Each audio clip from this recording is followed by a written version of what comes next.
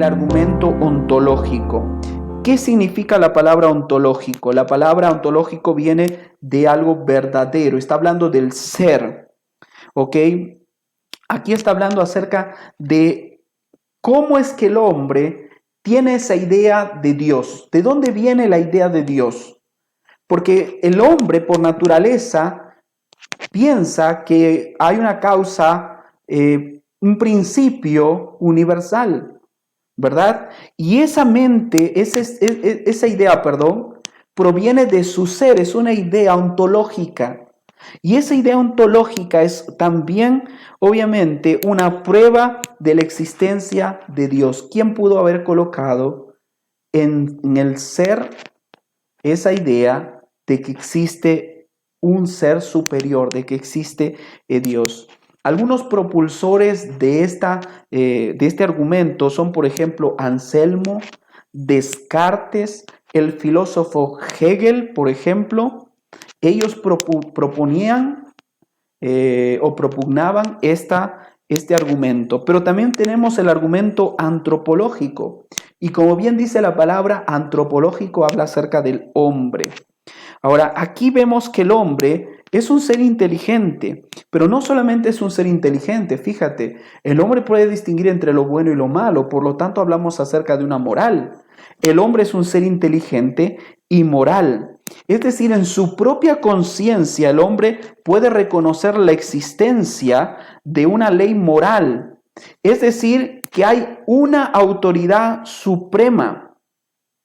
No solamente esto, que podemos ver que el hombre también tiene intelecto y tiene emociones y tiene voluntad. Y esta constitución del ser humano es una prueba de que existe un ser supremo también, tal igual como el ser, como el hombre, ¿ok?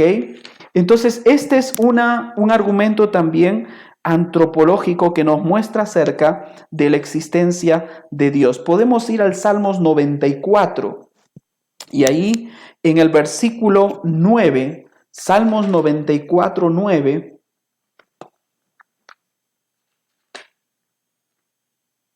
permíteme que no marqué este texto, casi los tengo todos marcados, pero este no lo he marcado. Permíteme Salmos 94, 9 leértelo. El que hizo el oído no oirá, el que formó el ojo no verá. Es decir, ¿de dónde podemos pensar esto? De la constitución del ser humano. Pues de un ser superior. Si vemos a Hechos capítulo 17, versículo 28 y 29, dice, porque en él vivimos y nos movemos. Como alguno de vuestros propios poetas también ha dicho, porque linaje suyo somos, siendo pues linaje de Dios, no debemos pensar que la divinidad sea semejante a oro, plata o piedra o escultura de arte y de imaginación de hombre. Es decir, viendo nuestra propia realidad de cómo así hemos constituido, pensamos en un ser superior tal, igual o parecido al ser humano. Así que ahí tenemos estas teorías o estos argumentos dentro de lo que es el teísmo natural. Y hay uno más que es el argumento de congruencia, que habla acerca de obviamente que el mejor argumento que explique ese sea la verdad. Así que podemos observar en todo el universo, podemos observar en forma conclusiva que el universo demanda de manera irresistible la creencia en la existencia de Dios.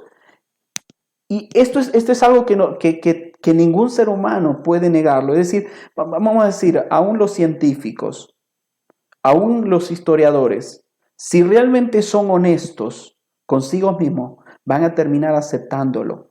¿Sabes? Stephen Hawking, el gran físico que habló acerca de la teoría de los hoyos negros, en su libro El espejismo de Dios, él dice así: si el universo fue creado, tengo derecho de preguntar quién creó a Dios. Después ya voy a responder esa pregunta. Pero fíjate cómo un hombre en su necedad está ignorando todo lo que ha estudiado. Y él dice, tengo derecho de preguntar quién creó a Dios. Fíjate que podemos observar esto entonces. Ahora, tenemos también a la par aquellos que niegan la existencia de Dios como Steve Hawking. Tenemos lo que llamamos el ateísmo.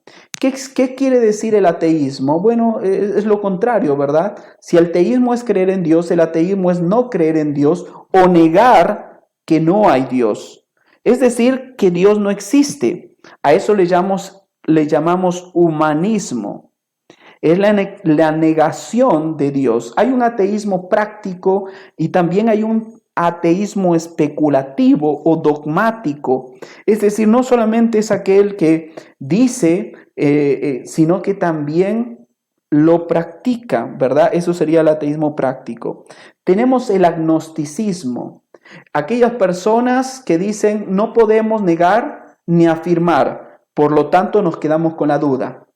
Ese es el agnóstico. No puede estar seguro que existe un Dios, por lo tanto, tampoco lo puede negar. Luego está el panteísmo, que dice que toda la naturaleza y el universo forman una sola cosa. Dios y el universo son una sola cosa. Y esto es el panteísmo, es decir, todo es Dios. La naturaleza es Dios, la roca es Dios, las plantas son Dios, el ser humano es Dios, el espacio es Dios, todo es Dios. Ese es un panteísmo. Y también está el politeísmo, y es la creencia no en un solo Dios, sino en muchos dioses.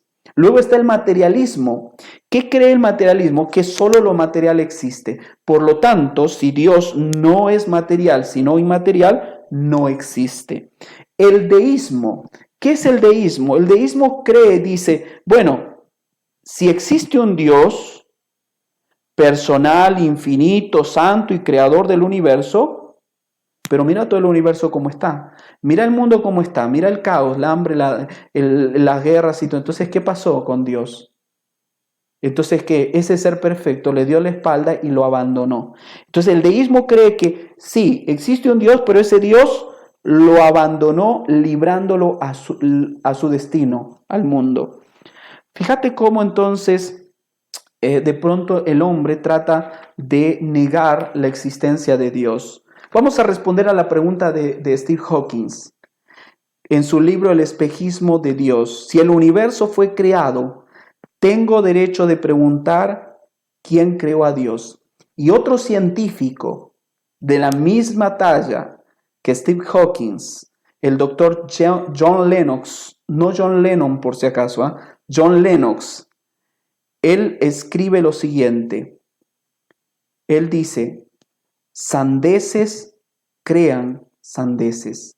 Es decir, es absurdo ese postulado, aún desde la lógica, desde la filosofía, desde la ciencia, preguntar quién creó a Dios. Sandeces crean sandeces. Es absurdo preguntar quién creó a Dios, porque entonces seríamos yéndonos, bueno, entonces quién creó a ese que creó a Dios, etcétera, etcétera. Sandeces crean sandeces. La gran pregunta para nosotros es qué es lo que nosotros estamos creyendo acerca de ese Dios tan maravilloso. Por eso quiero animarte a estudiar lo que vamos a ver en adelante, lo que es el teísmo bíblico. Y el teísmo bíblico nos va a hablar acerca de ese Dios que se ha revelado por medio de su palabra. Podemos ver entonces ese conocimiento de Él también por medio de su obra. Pero te quiero decir ese conocimiento no es completo. Ya lo dijimos en la primera sesión.